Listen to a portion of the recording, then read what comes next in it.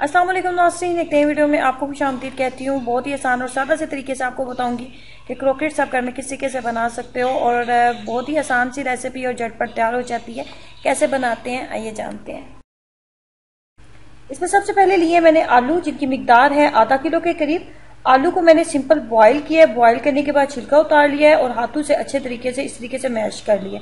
उसके बाद हमने लेना है दो बड़े खाने के चम्मच इसके अंदर मक्खन।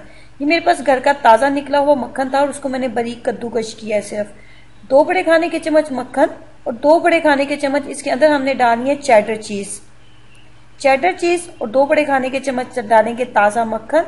उसके बाद हम इसके अंदर डालेंगे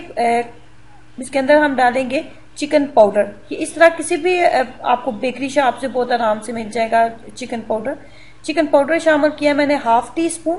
उसके बाद इसके अंदर डाला है मैंने नमक डालने के बाद हम इसके अंदर डालेंगे काली मिर्च का पाउडर। इसके अलावा हमने मजीद इसके अंदर कुछ भी शामिल नहीं करना।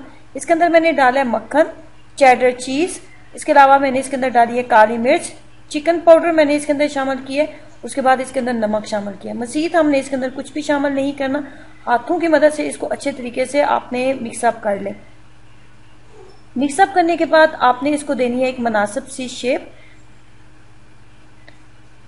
इस तरीके से।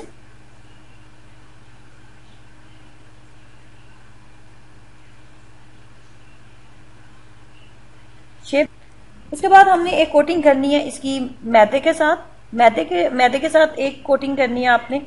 उसके बाद आपने लगाना है इसके ऊपर अंडे के साथ अच्छे तरीके से कोटिंग करने के बाद लास्ट पे इसके ऊपर हमने लगाने हैं ब्रेड क्रम्स।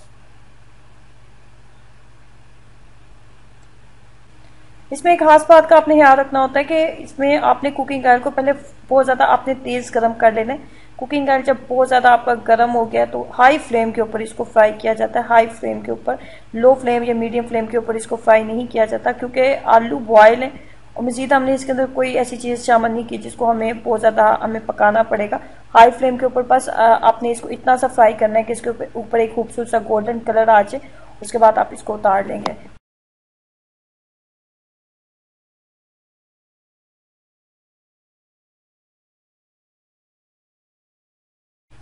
बहुत ही आसान और सादा सी रेसिपी है और जरूर ट्राई कीजिएगा और अपना एक्सपीरियंस में से जरूर शेयर करें कि आपको इसका टेस्ट कैसा लगा। वीडियो अच्छी लगी है तो लाइक करना और चैनल को सब्सक्राइब करना मत भूलें। खुश रहें, हंस मुस्कुराते रहें। अल्लाह हाफिज़।